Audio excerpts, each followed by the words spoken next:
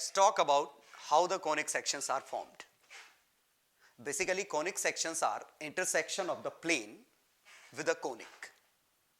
But before going further, let's see how a cone is formed. Now there is an axis in white color is shown. There is another line in color red which is rotating around the white line. Now the white line is called axis and the red line is called generator line. When the red line rotates around this, a surface is formed. It is a vertical cone like this. If we put another cone like this, then the pair of cones with common apex is called conic. Let's see what happens when a plane intersects this conic. Let's start with a simple plane. This plane is perpendicular to axis of conic. Now the intersection of this plane with the conic will be a circle. Let's see by rotating it.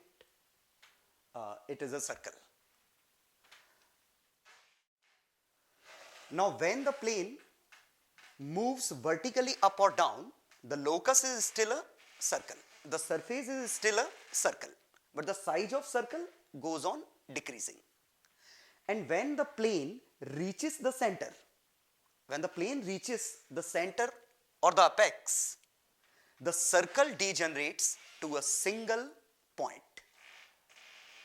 And hence, the point is the case of degenerated circle. Let's take another plane. Now the specific point about the plane is this. The plane is parallel to the generator line.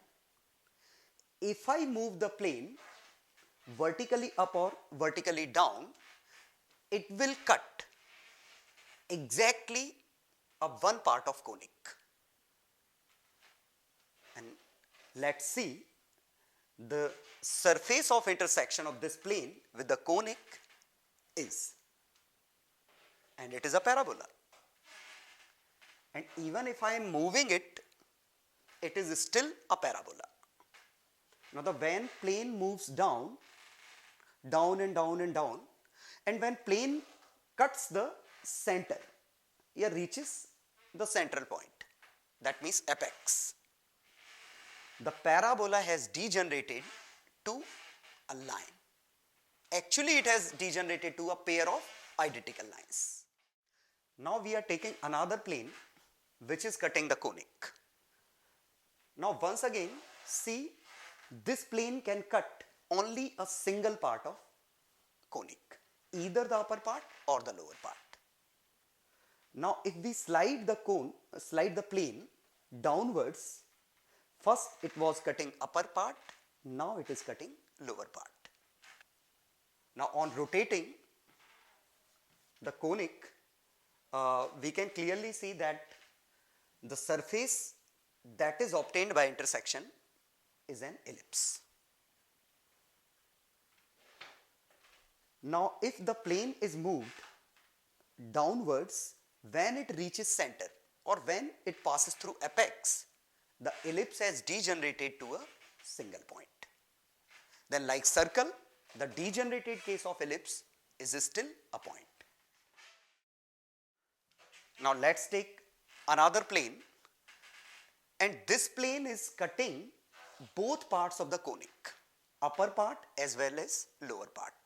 That means the surface of intersection will be having two halves. You can see this is a pair of hyperbola branch. Now if we move this plane, initially it was a hyperbola. When the plane passes through apex, the hyperbola has degenerated to a pair of lines.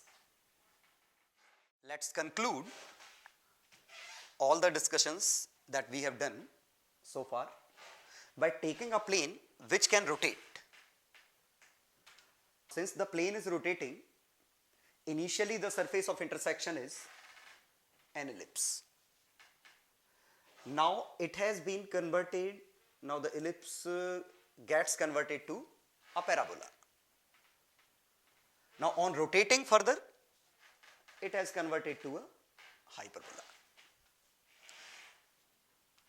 Then we can conclude that the surface of intersection of a plane and conic will be either a circle or an ellipse or parabola or hyperbola based on the angle the plane makes with generator line. If the plane is parallel to generator line, it is a parabola. If plane is cutting both parts of the conic, then it is a hyperbola. Otherwise, it is an ellipse or a circle.